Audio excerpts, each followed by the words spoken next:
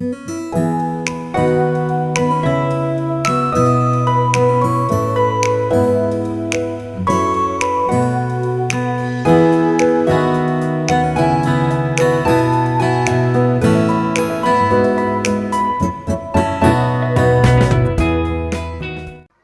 Hello, good evening. नमस्ते सगळ्यांना. जय भीम. मी सीमा. स्वागत आहे आपलं सगळ्यांचं किचन सवंगडी आणि मी या चॅनलमध्ये. कसे आहात सगळे? आशा करते की तुम्ही मस्त, स्वस्त आणि आनंदी असाल. तर आता मी वॉकवरून आलेली आहे घरी आणि घरी यायला मला 7:15 किंवा 8 वगैरे वाजतातच. कारण की वॉकला निघायला आमच्या दोघींना साधारणपणे 6:30, 6:40 असे होतात. मग तिकडनं येत असताना आम्ही थोडाफार भाजीपाला विकत वगैरे आणतो. तर असंच आज मी थोडंसं काहीतरी भाजीपाला विकत आणला. येताना अंडी आणली आणि सोबतच नारळ पाणी देखील आणलं. इतकं गरम होतंय ना, म्हणजे चालताना देखील अक्षरशः घाम निघतो.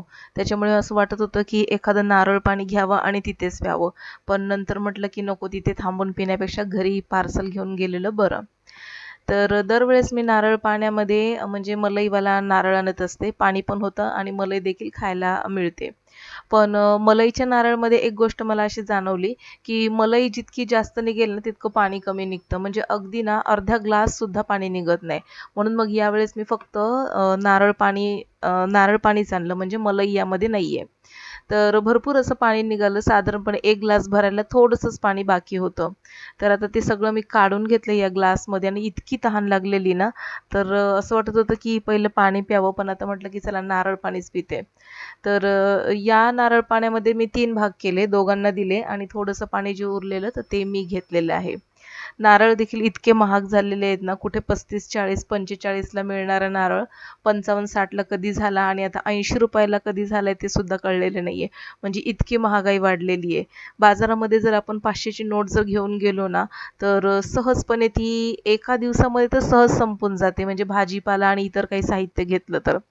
त्याच्यामुळे काटकसर जरी आपण करायची ठरवली ना, तर महागाईमुळे आपल्याला काही सुचत नाही किती काटकसर करायची ते. तर इथे आज म्हणजे मला आता खूप उशीर पण झालेला आहे आणि मला वाटतं संध्याकाळी मुलांनी ना 7:30 वाजता काहीतरी खाऊन घेतलेलं. म्हणजे दुपारची मुगाची आमटी होती, भात होता.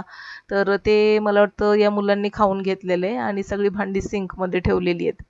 तर आता मुलं जेवलेली आहेत त्याच्यामुळे त्यांना काही जास्त भूक नसेल म्हणून मग म्हटलं असं काहीतरी बनवावं जे पौष्टिक असेल, हेल्दी असेल आणि मुलांचं देखील पोट भरेल आणि झटपट होईल. तर मग म्हटलं की चला आज आपण बीटरूट सोया पुलाव बनवूया. तर आता इथे मी त्याची तयारी करून घेते. तांदूळ काढून घेतलेला आहे. जास्त काही मला करायचं नाही आहे हा पुलाव. फक्त 1 कप तांदूळ घेतलेला आहे आणि आता सगळी तयारी करून घेते.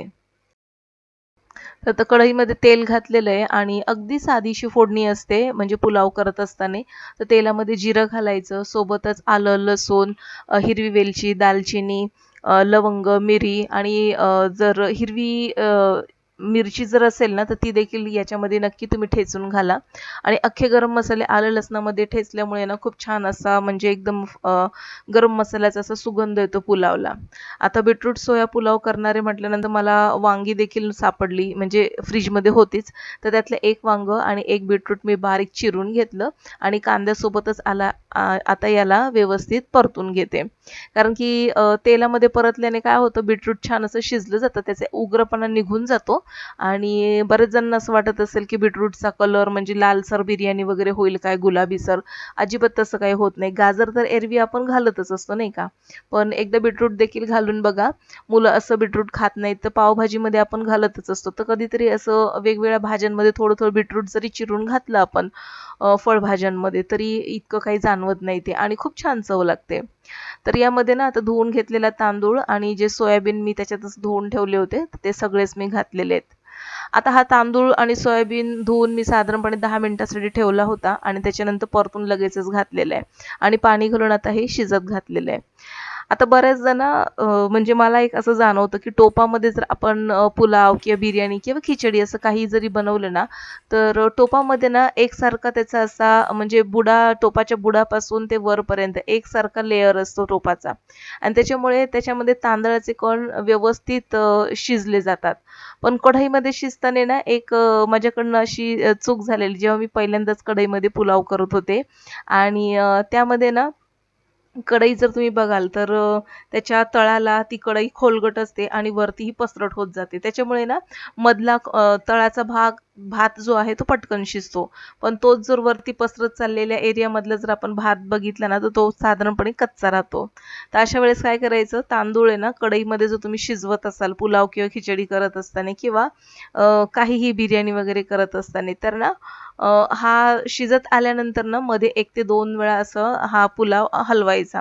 म्हणजे तांदळाचे कण सगळे मिक्स होतात आणि सगळ्या कणांना एकसारखी ऊब लागून ते भाताचे कण छान असे शिजले जातात. तर कढईमध्ये पुलाव किंवा खिचडी करण्याची ही ट्रिक आहे आणि ही मला नंतर कळाली जेव्हा माझी एकदा म्हणजे पुलाव चुकला होता कढईमध्ये. म्हणजे आतली खिचडी पुलाव सगळं शिजला होता, पण कडेचा जो तांदूळ होता तो म्हणजे कच्चा राहिला होता. टोपामध्ये कसं आपण लगेचच पाणी आटलं की गॅस लो करून झाकण ठेवून देतो भांड्यावरती, टोपावरती आणि तो व्यवस्थित शिजला होता. पण कढईमध्ये तसं नसतं. म्हणून ना कढईमध्ये जेव्हा तुम्ही खिचडी किंवा पुलाव बनवत असाल ना, तर 1 ते 2 वेळा तो हलवून मंद आचेवरती झाकण ठेवून शिजू द्यायचा. छान असा शिजतो एकसारखा. तर आता इथे एका साईडला पुलाव होतोय, झटपट होईल म्हणून म्हटलं की चला पुलावच करूया. आणि आता इथे ना कितीही थकलं तरी गृहिणींना कामं काही सुटलेली नसतात. तसंच आज झालेलं. म्हणून वन पॉट मील बनवायचं ठरवलं मी, की जे पौष्टिक असेल, हेल्दी असेल आणि सगळे आवडीने खातील. सोबतच या सिंकमध्ये थोडीशी भांडी वगैरे पडलेली, तर म्हटलं आता ती पटकन घासून काढते. नाहीतर मग पुन्हा जेवण झाल्यानंतर आणखीन भांडी पडू नयेत म्हणून ही हातासरशी सगळी भांडी मी घासून टाकली. बऱ्याचदा असं होतं की म्हणजे घरातून बाहेर पडत असताना किचन सगळं मी आवरून जाते. पण येईपर्यंत ना पुन्हा तितकीच भांडी मुलांनी साठवून ठेवलेली असतात. तर असो, आता हे सगळी भांडी वगैरे मी स्वच्छ केलेली आहेत आणि सगळे हे वरच्या रॅकमध्ये मी लावून ठेवली आहे. म्हणजे पाणी जे आहे ते निथळतं आणि पटकन भांडी सुकली देखील जातात. आणि पटापट ही सुकलेली भांडी आपण किचन ट्रॉलीमध्ये लावू शकतो. नाहीतर मग तशीच ती भांडी पडून राहिली ना, ओलसरपणा राहतो आणि ती दमट ओलसर भांडी किचन ट्रॉल्यांमध्ये जर आपण ठेवली, तर किचन ट्रॉल्या दमट वातावरण तयार होऊन त्याच्यामध्ये झुरळ तयार होतात. तर सगळी सिंक वगैरे आवरलं मी. त्याच्यामध्ये जे काही सिंकमध्ये थोडंसं खरकट म्हणजे अन्नाचे कण जे पडलेले ते उचलून मी डस्टबिनमध्ये टाकले आणि पुन्हा एकदा आता जरा पुलावकडे बघते. पुन्हा एकदा हा पुलाव व्यवस्थित मिक्स करून घेते. पूर्ण पुलाव ना असं तळापासून असं उलटण्याने असं मिक्स करायचं खालून वरपर्यंत. आणि आता याला गॅस लो करते याचा आणि याच्यावरती झाकण ठेवून मंद आचेवरती हा पुलाव शिजू देते. तर मी येत असताना मच्छी देखील आणली होती आणि हा मासा आहे रावस मासा. तर एक रावस मासा मी अख्खा उचलला होता त्या मच्छीवालीकडनं आणि या माशाची किंमत आहे, एक माशाची किंमत ₹300. तर हा मासा मी स्वच्छ धुवून घेतलेला आहे. डब्यामध्ये याला घातलं आणि आता काही मी बनवणार नाही. कारण की रात्रीचं आता हे मी पुलाव बनवले आहे. त्याच्यानंतर ही फिश आता कोणी खाणार नाही. तर दुसऱ्या दिवशी ही फिश मी बनवून घेईल. तर आता यामध्ये ना मी थोडीशी हळद आणि लाल तिखट घालून व्यवस्थित आता झाकण लावून हे अशा पद्धतीने मिक्स करणार आहे. याच्यामध्ये मी मीठ घातलेलं नाहीये कारण की मग मीठ घातलं की पुन्हा पाणी वगैरे सुटेल. आयत्या वेळेला जेव्हा मला ही फिश फ्राय करायची असेल त्यावेळेस मग यामध्ये मी मीठ घालू शकते. व्यवस्थित मिक्स झालंय. हे अशा पद्धतीने झाकण लावून मी मिक्स करून घेतले आणि आता हा डब्बा मी फ्रीजमध्ये ठेवून देते. म्हणजे आयत्या वेळेला हा काढून लगेचच मी फिश फ्राय करू शकते. तर मच्छीची वगैरे सगळी तयारी केली, मॅरिनेट वगैरे करून ठेवली. तर आता हे किचन वगैरे होतं ते सगळं मी आवरून घेतलंय. रात्रीचं रुटीन आपण कितीही म्हटलं की एकदम थोडकं असतं, पण तसं नाहीये. पूर्ण किचन आवरल्याशिवाय ते किचन आवरलंय असं आपल्याला जाणवतच नाही. त्याच्यामुळे पूर्ण सिंकमधली भांडी स्वच्छ करून, किचन ओटा स्वच्छ करून घेतला ना, की मग छान असं आपल्याला किचन प्रसन्न वाटतं. आता पुलाव किंवा खिचडी असली की त्याला तोंडी लावायला काही ना काही हवंच, नाही का? तर आता इथे मी थोडेसे 2 पापड भाजून घेते. आता लोणचं वगैरे तर कोणी खाणार नाहीये. तर पापड आणि पुलाव आणि सोबतच दही आहे. तर ते आज आम्ही जेवणामध्ये घेणार आहोत. तर असा शॉर्टकट आहे आजचा स्वयंपाकाचा. थकलं ना, की थकल्यानंतर खिचडी किंवा पुलाव जिंदाबाद. म्हणजे पटकन होतं आणि पोट भरतं आणि जास्त काही कोणी म्हणजे हे नको, ते नको असं देखील कोणी म्हणत नाही. तर अशा प्रकारे आजचं माझं रुटीन होतं. भरपूर थकले होते, पण तरी देखील स्वयंपाक, किचन वगैरे आवरणं गरजेचं होतं. तर आता हे पापड वगैरे भाजून घेते मी आणि आता तयार झालेले पुलाव दाखवते मी आणि दुपारची थोडंसं वरण देखील होतं. भात देखील होता. तर निलय म्हणाला, की "मी पुलाव नाही खाणार आहे, वरण-भात खाणार आहे." तर आता हा पुलाव बघा असा मस्तपैकी शिजलेला आहे आणि इतका छान असा सुगंध मसाल्याचा सुटलेला आहे ना. आणि बीट बघा, बीट घातल्यामुळे कुठेतरी पुलावला म्हणजे गुलाबीसर रंग आलाय का, हलकं मस्तपैकी गुलाबी असं बीट मध्ये मध्ये दिसतंय. ते खूप छान असं शिजलंय. आणि मुलं खात नसतील ना तर अशा प्रकारे भाज्यांमध्ये किंवा पुलावमध्ये बीटरूट तुम्ही घालून देऊ शकता. वेगवेगळ्या भाज्या घालून देऊ शकता, पण आज मी बनवला होता बीटरूट सोया पुलाव, म्हणजे सोयाबीन, बीटरूट आणि एक वांगं होतं, तर ते मी यामध्ये घालून झटपट हा वन पॉट मील बनवलेलं आहे आजचं जेवण.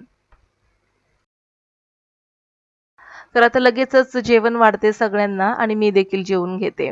तर असं होतं आजचं माझं रात्रीचं रुटीन. आजचं रुटीन जर तुम्हाला आवडलं असेल तर नक्कीच लाईक करा. माझ्या चॅनलवर जर तुम्ही पहिल्यांदाच आले असाल तर नक्कीच सबस्क्राईब करून बेल आयकॉन प्रेस करा. चला तर मग भेटू पुन्हा. तोपर्यंत बाय.